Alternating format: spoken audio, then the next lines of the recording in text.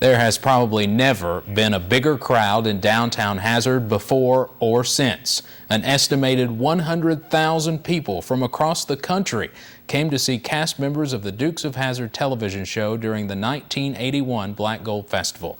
30 years later, the cast still has fond memories of their trip to the real Hazard.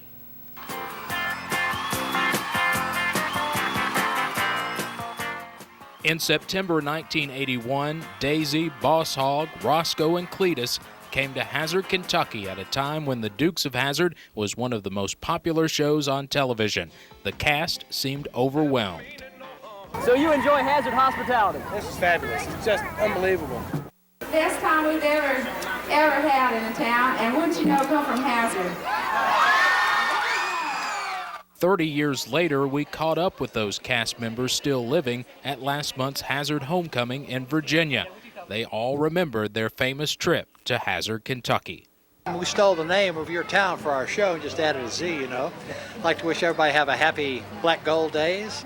It just thrilled me because people came in there for 2 or 3 days and slept in their trucks and everything else.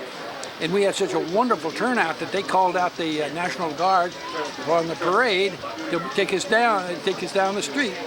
In addition to the parade, cast members were there for the dedication of the new City Hall. They were made Kentucky colonels by then-Governor John Y. Brown and given keys to the city of Hazard by former Mayor Bill Gorman. Just what exactly does this key open? With you in Hazard, nothing. Catherine Bach, who played Daisy, remembers going to a party at Andy Adams's house in Woodland Park where she saw a home with an indoor pool for the first time. We had dinner around his pool in the middle of this little town, and I was just amazed by it. I had the best time. I loved the people of Hazard, Kentucky. The man who played Enos, Sonny Schroyer, did not make it in 1981, but also spent some time with fans in Hazard in the 1980s. I stayed on that big old hill up there called the Citadel, and those people are great. We love y'all up in Hazard, Kentucky. Meeting Enos recently also allowed me to bridge the last 3 decades together. Steve, you've changed a little bit, buddy. As he signed a picture I took with him in Hazard when I was a little boy.